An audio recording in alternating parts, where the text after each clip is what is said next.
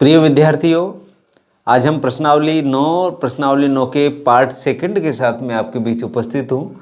Part second में हम बात करेंगे आज प्रश्न नंबर 3 से आगे के प्रश्नों पर हम आप यहाँ पर बात करेंगे आज।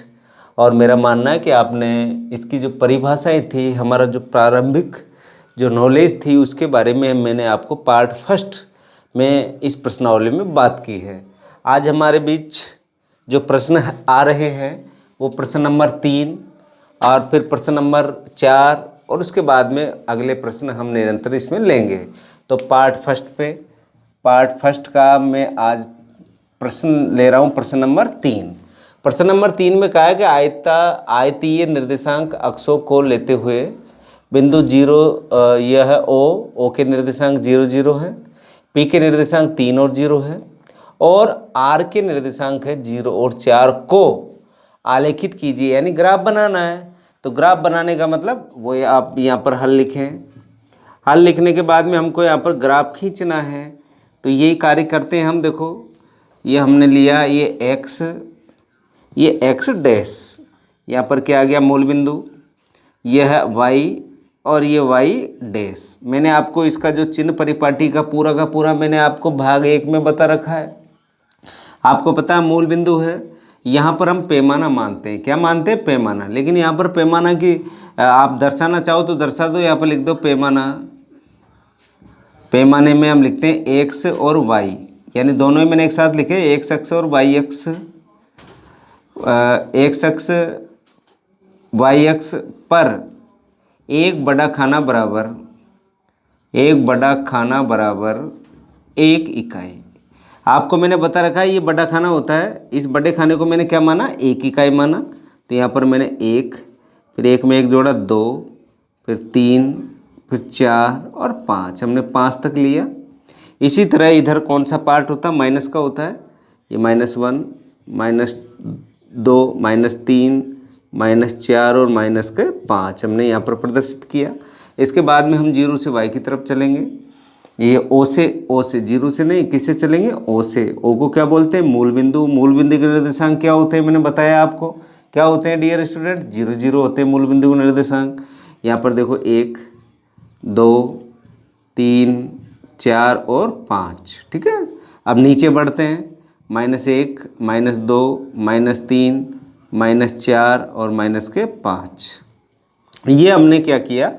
हमने इसको आलेख बनाया। अब जैसा जैसा वो कह रहा क्या है बिंदु ओ पर किसके निर्देशांक 0 0, इसका मतलब क्या हो गया? यही हो गया। हमने क्या बना दिया? गोला बना दिया, यानी 0 से इसको प्रदर्शित कर दिया। और इसको किस नाम से प्रदर्शित किया? ओ से, क्योंकि ओ के निर्देशांक कितने? 0 0। यहाँ पर x का मान भी 0 है और y का मान भी कितना है? 0 है प्रिय विद्यार्थियों। अब देखिए आगे, अब p का लेते हैं। p बराबर x का मान तो कितना है? 3 और y का 0, यानी p के निर्देशांक 3 और 0 है। तो x पर 3, ये 3 और y पर कितना? 0, ये 0। तो इसी जगह आ गया। यहाँ पर मैंने गोला लगाया और गोला लगाते इसको क्या नाम दे दिया? मैंने p नाम दिया। p के निर्देशांक कितने दे रखे हैं उसने? 3 और 0। ये हमने p के रूप में प्रदर्शित किया। ठीक है, अब देखिए r का क्या है? 0 और 4। ये तो आ गया x का मान 0 और 4 में यहाँ पर आ गया, ये आ गया आपका। तो ये वाला जो आपका बिंदु हमको जो प्राप्त हुआ वो r है और r के निर्देशांक कितने हैं? 0 और 4 है, क्योंकि x की वैल्यू 0 और y का 4।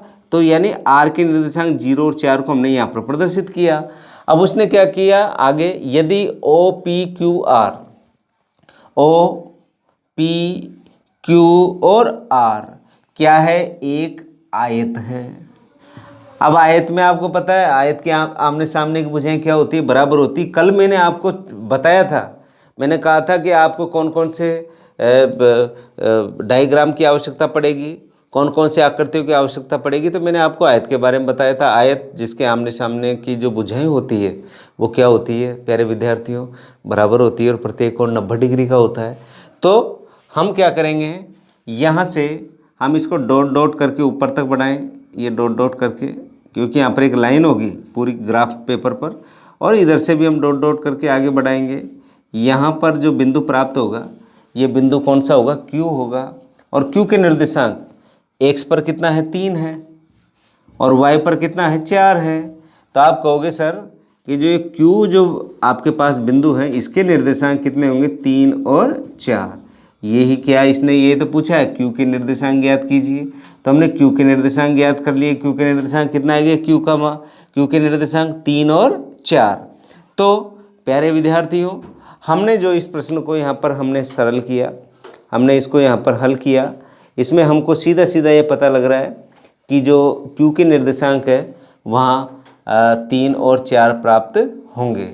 ये कार्य हम कर चुके हैं। ये जो प्रश्नावली ग्राफ वाली प्रश्नावली थी हमारी पूर्व में, उस प्रश्नावली पर हमने यहाँ पर बिल्कुल बहुत अच्छे से हमने इस तरह के निर्देशांकों को इस ग्राफ पेपर पर ड्रॉ किया है। अब आगे बढ़ते हैं प्रश्न नंबर 4 पर। प्रश्न नंबर 4 में कहा है कि बिंदु -1 0 1 0 1 1 0 2 -1 और 1 को आलेखित कीजिए, यानी ग्राफ पे हमको इनको प्रदर्शित करना है और इन्हें क्रम में मिलाने पर कौन सी आकृति बनती है, क्रम से मिला देंगे। अब फिर हमको क्या पहचाननी है, आकृति पहचाननी है कि आपको ये पहचानना है कि आकृति कौन सी बनेगी।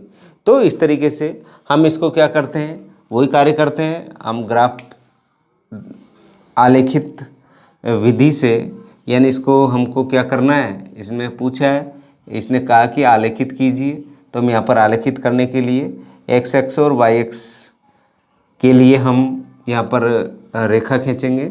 ये दोनों जब एक दूसरे को काटती है, जिस बिंदु को क्या कहते हैं हम मूल बिंदु कहते हैं, और मूल बिंदु के निर्देशांक कितने होते हैं 0 0 होते हैं। यहाँ पर हमने पैमाना लिख दें, क्योंकि पैमाना जब हम लिखेंगे तो यहाँ पर एक्स अक्ष और वाई अक्ष पर एक बड़ा खाना बराबर कितनी इकाई, 1 इकाई ली हमने, ठीक है। क्योंकि एक बड़ा खाना होता है ये वाला, फिर एक बड़ा खाना और होगा, फिर होगा इस तरीके से ये खाने इस तरीके से बढ़ेंगे, इसके ऊपर भी बढ़ेंगे, इसके ऊपर भी बढ़ेंगे, ये क्रम ऐसे भी चलेगा। आप जब ग्राफ पेपर पर जब देखोगे तो वहाँ पर इस तरह का आपको देखने को वहाँ पर मिलेगा। अब यहाँ पैमाना मान ही लिया, तो इसको 1, ये 2 3 4 5 6, कि हमको पता है तो 0 और 1 0 और 1 और 2 तक है, तो लेकिन हमने 6 तक इसको प्रदर्शित किया। ये क्या था, एक्स अक्ष, ये मूल बिंदु O और ये एक्स डैश। इधर आएंगे तो माइनस में माइनस का 1, माइनस का 2, माइनस का 3, माइनस का 4, माइनस का 5 और माइनस का 6। इसी तरह हम ऊपर की तरफ चलेंगे मूल बिंदु से किसकी तरफ, y की तरफ। तो यहाँ पर 1 2 3 4 5 और ये 6। नीचे की ओर आएंगे y डैश की ओर, तो आ गया माइनस का 1, माइनस का 2, माइनस का 3, माइनस का 4, माइनस का 5 और माइनस का 6। अब लेते हैं हम निर्देशांक, इसको हम नाम दे देते हैं। जैसे ये इसको A दिया, इसको B, C, D और E, ठीक है। तो हमें सरलता रहेगी कि A के निर्देशांक कितने हैं, -1 और 0 है। तो देखिए यहाँ पर A की बात कर लेते हैं सबसे पहले, -1 और 0। x का मान तो माइनस का 1 ये रहा, और y का मान 0 इसी जगह हो गया। तो ये हमने क्या बना दिया, गोला बनाया, यहाँ पर ये वृत्त बना दिया, जिससे हमें पहचान होगी कि भाई इस जगह से हमको बात करनी। इसको क्या नाम दिया, a, ठीक। इसके बाद में देखो 1 और 0, ये तो आ गया 1 और 0 इसी जगह है, ये इस पर गोला किया हमने, इसको क्या नाम दिया, b नाम दे दिया। इसके बाद में देखो 1 और 1, x का मान 1 और y का मान भी कितना 1, तो इस जगह आ गया, यहाँ पर मैंने गोला लगा दिया, ठीक है। ये कौन सा नाम दिया हमने, इसको C नाम दिया। इसके बाद में देखो 0 और 2, x का मान तो 0 और y का मान 2, यहाँ पर आ गया, ये गोला लगाया। इसको क्या किससे प्रदर्शित किया, D से, यानी D के निर्देशांक आपको दे रखे 0 और 2, ये प्रदर्शित कर दिया हमने। इसके बाद में अब E का देखो -1 और 1, ये -1 और y का कितना 1, ये यहाँ पर आ गया, ये लो, ठीक है। अब उसने कहा कि इन्हें क्रम से मिलाने पर, ये क्रम से मिला दिया, देखो मैंने इसको इससे मिला दिया, ये क्रम से मिला दिया, इसको मैंने फिर इससे मिला दिया, यहाँ पर मिलाया, ये मिला दिया। अब आप देखोगे कि सर जो आपकी जो ये आकृति बन रही है इस तरीके से बन रही है। देखो आप, मैं इधर बना के बताता हूँ आपको, आप गौर से देखना, ये A है, ये B है, ये C है, ये D है और ये क्या है E, ये लास्ट वाला E है। देखिए यहाँ पर ये देखो ए को बी से मिला दिया, बी को सी से, सी को डी से, और डी को ई से, और ई को किसे मिला दिया, ए से। तो आपको दिख रहा है ये कौन सी आकृति है? आप कहोगे सर त्रिभुज भी नहीं है, चतुर्भुज भी नहीं है, तो कौन सा भुज है? पंचभुज, क्योंकि 5 भुज हैं यहाँ पर, 1 2 3 4 5। तो कौन सी आकृति प्राप्त होगी? तो अतः हमें ए बी सी डी तथा ई को क्रम से मिलाने पर पंचभुज प्राप्त होता है। क्या प्राप्त होता है? पंचभुज प्राप्त होता है। आपको कौन सा बहुभुज प्राप्त होगा? आप कहोगे सर हमें जो बहुभुज प्राप्त होता है उस बहुभुज को हम क्या कहेंगे? पंचभुज कहेंगे। तो प्यारे विद्यार्थियों, बहुत इजी प्रश्न है, कोई ज़्यादा कठिन प्रश्न नहीं है। इसकी चर्चा हम पूर्व प्रश्नावली में भी कर चुके हैं। हम बढ़ते हैं प्रश्न नंबर 5। प्रश्न नंबर 5 पर बात कर रहे हैं। प्रश्न नंबर 5 में 2 बातें आपसे पूछी गई है कि चतुर्भुज बनाइए, बनाना हमको चतुर्भुज। यदि उसके शीर्ष निम्नलिखित हो, यानी शीर्षों के निर्देशांक उसने दे रखे हैं। यह दे रखा है 1 और 1 पहला, 2 और 4, 8 और 4, 10 और 1। पहली बात की हमने पहले प्रश्न पर। इसी तरह दूसरे प्रश्न पे दे रखा उसने -2, फिर -4, 2, फिर -6, -2, और -4 और -6। तो मैंने आपसे कहा कि इसको हम नंबरिंग कर देते हैं, इसको हम कुछ अंक दे देते हैं, जैसे अल्फ़ाबेट का, जैसे ABCD कुछ भी दे दें। तो मैंने यहाँ पर नाम दिया इसको ए, ये ए के निर्देशांक, ये बी के निर्देशांक, ये सी के निर्देशांक, और ये किसका निर्देशांक? डी का। ठीक है। अब हम क्या करेंगे? हम एक आलेख बनाएंगे। आलेख में ये जब मूल बिंदु से यानी ओ से एक्स की तरफ जाएंगे तो सारे मान किस में होते हैं? प्लस में होते हैं। ओ से जब एक्स डैश की आएंगे तो माइनस की तरफ, ओ से ऊपर की तरफ जाएंगे वाई की तरफ तो क्या होंगे? प्लस में होंगे। और ओ से जब नीचे की ओर वाई डैश की तरफ जाएंगे तो मान किस में होंगे? माइनस में होंगे। डियर स्टूडेंट, अब करते हैं। पैमाना हमको लिखना है, क्योंकि जब तक पैमाना नहीं लिखोगे जब तक पता कैसे चलेगा कि आपने ये जो नंबर दिए हैं इनका जो कितने कितने अंतराल से लिया है, आपने इसका इकाई क्या है, एक बड़े खाने की इकाई क्या है। ठीक है। तो हम यहाँ से अब शुरू करते हैं। ए के निर्देशांक कितने? 1 और 1, ये 1 और ये 1, यानी 1 और 1 की सिद्ध में यहाँ पर आएगा। ये मैंने नाम क्या दिया इसको? ए। ये ए हो गया, ए के निर्देशांक हो गए। अब बी का देखो 2 और 4, ये 2 और 4 कहाँ पर है? यहाँ पर देखो, ये 4 और ये कितना? 2। ठीक है। ये यहाँ पर आया, इसका क्या नाम दिया हमने? बी, क्योंकि बी दे रखा हमने। अब देखो सी पे देखिए, सी पर कितना? 8 और 4, ये रहा 8 और 4 यहाँ पर ही है। इस 4 को डॉट डॉट करके आगे बढ़ाओ, बढ़ा दिया हमने। ये 8 है, ये 8 को हम आगे बढ़ा देते हैं। यहाँ पर आया, ये हमने यहाँ पर गोला लगा के एक कौन सा नाम दिया इसको? सी, यानी सी के निर्देशांक 8 और कितने हो गए? 4 है। आप चाहो इसके निर्देशांकों को प्रदर्शित कर दो, ये 8 और 4 है। बी पर कितने हैं? 2 और 4 है। ए पर कितना है? ए पर 1 और 1 है, ये 1 और 1 है। ठीक है। अब कौन बच रहा है? 10 और 1। अब देखिए 10 चाहिए ना, 10 तक चाहिए तो इसको आगे बढ़ाओ। 8 के बाद में ये 9 और ये कितना? 10। ठीक है। ये आगे x का मान तो 10 और y का मान 1, इसको डॉट डॉट करके आगे बढ़ाओ इस तरीके से। और ये 10 यहाँ पर मिला, ये इसको क्या नाम दिया आपने? डी नाम दिया। डी के निर्देशांक कितने हैं आपके पास? 10 और 1। ठीक है। अब क्या करना है? इसको मिलाना, शीर्षों को मिला देते हैं। ये देखो इसको मिलाया मैंने शीर्ष को, ये मिल गया।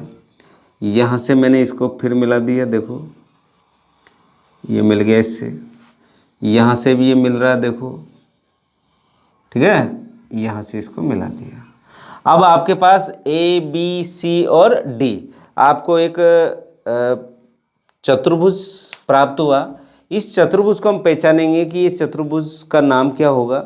अब देखें यहाँ पर ये ए बी रेखा, यानी ए बी जो है ये किस, वो सॉरी ए और क्या है ये डी, ये ए डी समांतर है किसके, समांतर है किसके, BC के, ये BC के समांतर है।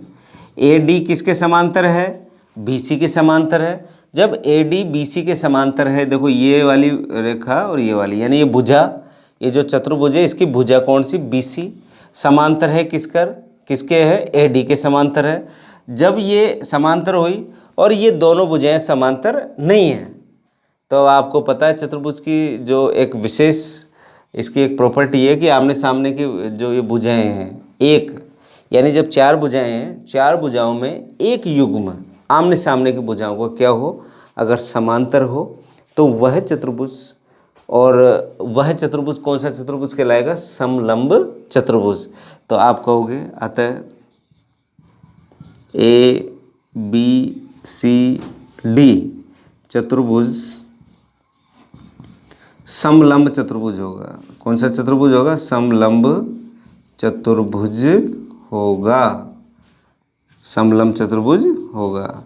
समलंब चतुर्भुज की परिभाषा आपको पता है कि जैसे चार भुजाएं होती है चतुर्भुज की, तो इसका जो एक युग्म, आमने सामने की भुजाओं का जो एक युग्म होता है वो क्या हो, समांतर हो, और जो दूसरा युग्म है वो क्या हो, समांतर नहीं हो।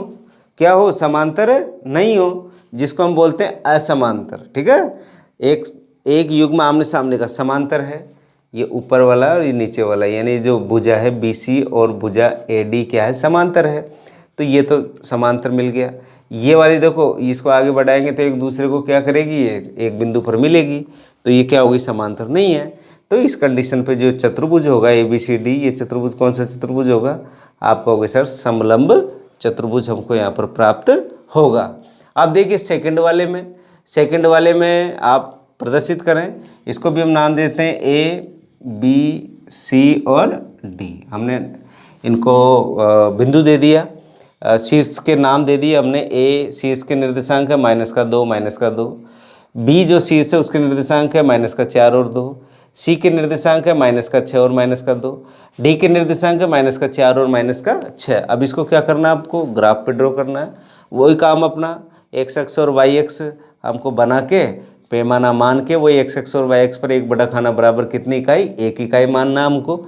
1 इकाई मानकर मैंने इसे यहाँ पर इसको नामांकित कर दिया, हमने इकाइयों के रूप में इसको यहाँ पर प्रदर्शित किया। अब देखिए a का मान -2 -2, ये x का मान तो -2 और y का मान भी -2, तो ये देखो ये डॉट डॉट करके यहाँ पर आ गया, यहाँ पर मिल गया ये देखो x पर भी -2, y पर भी कितना -2। ठीक, इसको क्या नाम दिया, a के निर्देशांक कितने हैं, -2 और -2। अब देखिए b -4 और 2, ये -4 और 2 ये रहा ऊपर y का, इसको हम जब आगे बढ़ाएंगे यहाँ पर आ गया -2, ये तो है कितना, 2 है, किसका, आप कहोगे सर किसका है, ये y का, और x का मान, x के निर्देशांक कितना है, -4 है, यहाँ पर बिंदु प्राप्त हो गया, इसको क्या नाम दिया, b के निर्देशांक कितने हैं आपके पास, आप कहोगे सर -4 और 2 है। ठीक है, इसके बाद में अब आगे बढ़ते हैं c पर, -6 और -2, ये तो हो गया -6, -2 कहाँ गया, नीचे गया, यहाँ पर आ गया, ये -2 तो यहाँ पर है x का, तो देखो 6 तो ये यहाँ तक और ये -2, तो यहाँ पर बिंदु प्राप्त हुआ, इसको क्या नाम दिया हमने, इसको नाम दिया c के निर्देशांक आपको पता है कितना है, -6 और -2 है।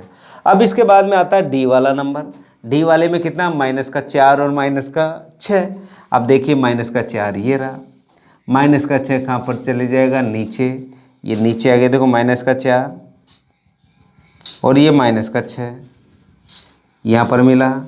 ये कौन सा बिंदु लिया था हमने, d के निर्देशांक कितने लिए थे, -4 और -6। अब इनको क्या कर देते हैं, मिला देते हैं।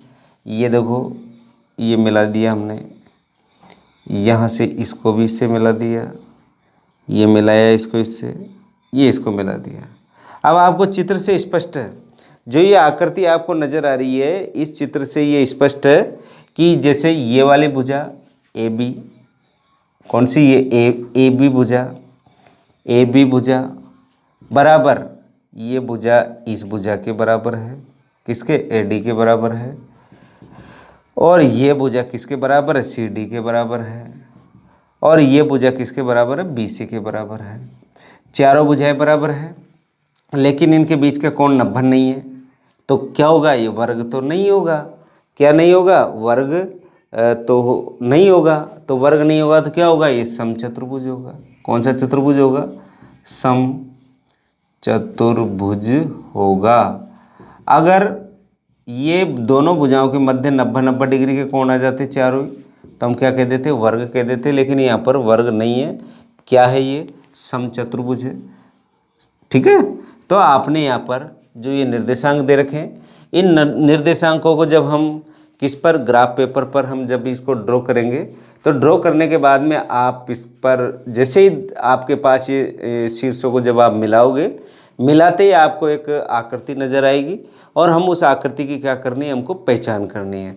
और पहचान करने के लिए हमको पता है, जैसे हमने इसको बताया समलंब चतुर्भुज। समलंब चतुर्भुज में जानते हो 4 भुजाएं होती है, उसमें 2 भुजाओं का जो जोड़ा होता है, ठीक है, जैसे ऊपर वाली भुजा है, नीचे वाली भुजा है, इसका क्या जोड़ा, ये भुजा ये एक दूसरे के क्या समांतर है। समांतर की परिभाषा जानते हो कि ऐसी 2 रेखाएं जिनको आगे बढ़ाने पर बढ़ाते जाओ जो एक दूसरे को नहीं काटे, या ऐसे कहते हैं कि ऐसी 2 भुजाओं के बीच की दूरी क्या हो, समान हो, तो क्या कहलाती है, वो समांतर रेखा कहलाती है। ये समांतर रेखा और ये दोनों रेखाएं समांतर नहीं है, क्योंकि इन दोनों को जब आगे बढ़ाएंगे तो एक बिंदु पर जाके कटेगा, ये कटते हम कह देंगे कि ये समांतर नहीं है, समांतर है। तो ये जो आपका चतुर्भुज बन रहा है, इस चतुर्भुज को हम क्या कहेंगे, समलंब चतुर्भुज कहेंगे। इसी तरह हमने वर्ग के बारे में कहा, क्योंकि इसकी चारों भुजाएं क्या आ रही है, बराबर आ रही है, लेकिन प्रत्येक कोण 90 का नहीं है, इसलिए हमने इसको कौन सा चतुर्भुज कहा, सम चतुर्भुज। तो प्यारे विद्यार्थियों, आगे बढ़ते हैं अब प्रश्न नंबर 6। प्रश्न नंबर 6 पर हम बात कर रहे हैं। यहाँ पर प्रश्न नंबर 6 में कहा कि निम्नलिखित बिंदुओं के मध्य की दूरी ज्ञात कीजिए। मध्य की दूरी का नाम आते हैं हमारे पास, दूरी सूत्र हमें याद आ जाता है।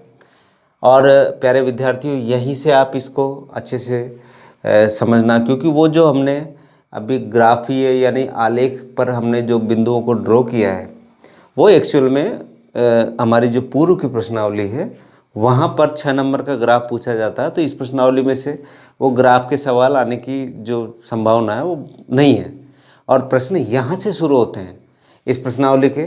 तो आप यहाँ से जो प्रश्नों को एक एक को आप बड़े सावधानी तरीके से आप इसको यहाँ पर सीखें। यहाँ पर कहा है कि प्रश्न नंबर 6 में निम्नलिखित बिंदुओं के मध्य की दूरी ज्ञात कीजिए। ठीक है, आपको बिंदुओं के मध्य की दूरी चाहिए और बिंदुओं के निर्देशांक उसने यहाँ पर दे रखे हैं। तो जैसे पहला है, ये जैसे आप ये मान के चलो, यहाँ पर ये तो है बिंदु ए और ये बिंदु क्या है, बी। ठीक है, इसके निर्देशांक कितने दे रखे हैं, ए के दे रखे हैं -6 और 7, बी के क्या है -1 और -5। ओके, अब आपको क्या चाहिए, इनके मध्य की क्या चाहिए, दूरी चाहिए आपको। बस ये चित्र हमको बनाना है, हमने ये जो रेखा चित्र बनाया है इसको आपको ड्रॉ करना है, इससे आपकी गलती होने की संभावना नहीं होगी। यहाँ पर हमने लिखा ए बी प्रदर्शित किया, 2 बिंदु हैं और उनके निर्देशांक हमने यहाँ पर प्रदर्शित किए। और अब सीधा सीधा हमको क्या चाहिए, मध्य की दूरी। तो आपको दूरी सूत्र, तो यहाँ पर लिखेंगे, हम जानते हैं कि, हम क्या जानते हैं, सूत्र जानते हैं प्यारे विद्यार्थियों। और सूत्र भी कौन सा हम जानते हैं कि दूरी सूत्र। कौन सा सूत्र, दूरी सूत्र मैंने आपको बताया। दूरी कहाँ से कहाँ तक, ए से बी की, तो ये ए बी बराबर √ मैंने आपको बताया था x2 - x1 का whole square plus y2 - y1 का होल स्क्वायर। ये मैंने आपको सूत्र बता रखा है। x1 और x2, y1 और y2 का मान आपको पता होना चाहिए। अगर ये पता लग गया तो आप सीधा सीधा मान रखो और हल करना है, और आपको आंसर सीधा सीधा प्राप्त होना है। तो देखिए यहाँ पर अब आपको छूट है, ऐसा नहीं है कि आप इसको x1 और y1 माने, इसको x2 और y2 माने। आप चाहो तो इसको x2 y2 मान सकते हो, इसको x1 और y1 मान सकते हो। आप चाहो तो इसको क्या मान सकते हैं, इसको तो x1, इसको क्या y1 मान लिया हमने, इसको क्या मान सकते हैं x2 और इसको क्या मान सकते हैं y2। ठीक है, तो यहाँ पर x1 का मान कितना -6, y1 का मान कितना 7, x2 का मान कितना -1, y2 का मान कितना -5। ऐसा नहीं है कि मैंने यहाँ पर इधर x1 और y1 का मान -6 और 7 माना है तो आप भी यही माने। आप क्या करो, आप इसको भी x1 और y1 मान सकते हो, इसको x2 और y2 मान सकते हो, आंसर पे फर्क नहीं पड़ेगा प्यारे विद्यार्थियों। तो देखिए यहाँ x1 आपका कितना है -6, x2 कितना है -1 मान रखा आपने। इसी तरह y1 का देखो, y1 बराबर कितना है 7 है, और y2 बराबर कितना -5। अब देखिए x1, x2, y1 तथा y2 का मान किस में रखने पर, सूत्र में रखने पर। अब हमको किस में रखना है, सूत्र में रखना है। लो सूत्र में रखते हैं, AB बराबर √ x2 का मान यहाँ से देखो -1 माइनस, क्योंकि माइनस है यहाँ पर x1 का मान देखिए कितना है -6 है। ये मैंने इसको भी किस में रख दिया, डिब्बे में रखा, क्योंकि माइनस में यहाँ पर पहले माइनस बैठा हुआ है। और फिर क्या, ये डिब्बा बंद यानी ब्रैकेट बंद का होल स्क्वायर आ गया, प्लस y2 की वैल्यू देखो कितनी है, यहाँ पर -5 है, माइनस का चिन्ह, ये माइनस का चिन्ह आ गया। y1 का मान कितना है, यहाँ पर 7 है, यहाँ पर मैंने 7 रख दिया, स्क्वायर आ गया। अब देखिए, अब हल करते हैं, -1, ये माइनस से जब गुणा होगा तो क्या बन जाएगा, +6 स्क्वायर प्लस -5 और -6 कितना हो गया, -12 का होल स्क्वायर। यहाँ पर देखिए 6 में से 1 गया तो कितना बचा, 5 का स्क्वायर प्लस ये देखो -12 का स्क्वायर। ठीक है, अब देखिए आगे, अब इसको हल कर लेते हैं।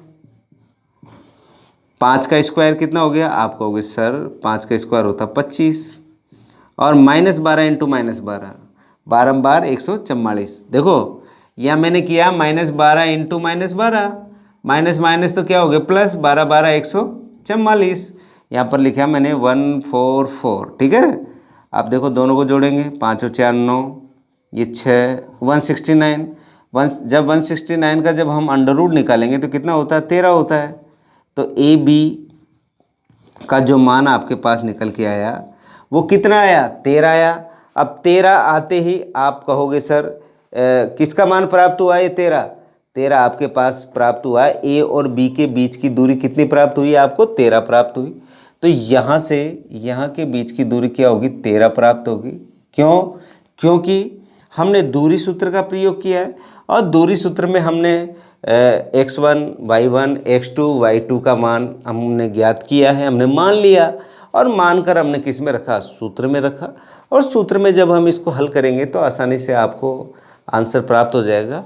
ये दूरी क्या है, इकाई में आती है, क्योंकि डिस्टेंस है तो यहाँ पर कोई इकाई का कोई है नहीं यहाँ पर, तो यहाँ पर इकाई भी अगर आप लिखोगे तो भी आंसर गलत नहीं होगा। आप चाहो तो यहाँ पर 13 इकाई भी लिख सकते हो। इकाई में देखो मीटर सेंटीमीटर किलोमीटर कुछ भी हो सकता है। अब बढ़ते हैं हम इसका सेकंड वाला प्रश्न।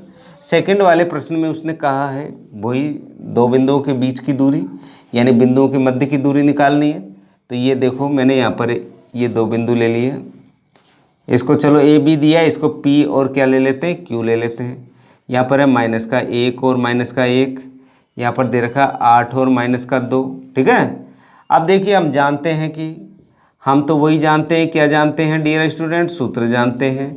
हम जानते हैं कि दूरी सूत्र, कौन सा सूत्र, दूरी सूत्र, कहाँ से कहाँ तक का, P से Q का, बराबर अंडर रूट वही सूत्र x2 - x1 का whole square plus y2 - y1 का होल स्क्वायर। यही मैंने आपको बता रखा है। अब x1 और y1 और x2 और y2 का मान आपको यहाँ पर प्रदर्शित करना है। देन x1 इसको मान लेते हैं -1, x2 की वैल्यू आप कहोगे सर 8 है। इसी तरह y1 का मान कितना, -1 है। y2 का मान कितना, -2 है। ये मान किस में रखेंगे, हम सूत्र में रखेंगे। तो यहाँ पर लिखते हैं x1 x2 y1 तथा y2 का मान किस में रखने पर, सूत्र में रखने पर। हमने सूत्र में रखेंगे और सूत्र में रख कर हम इसको क्या करेंगे, हल करेंगे प्यारे विद्यार्थियों। अब देखिए मैं सूत्र में रख रहा हूँ PQ is equal to under root x2 की वैल्यू कितनी है 8 है, माइनस अब x1 की वैल्यू कितनी है -1, ये माइनस है तो किस में बदल गया प्लस में, ये 1 का स्क्वायर हो गया।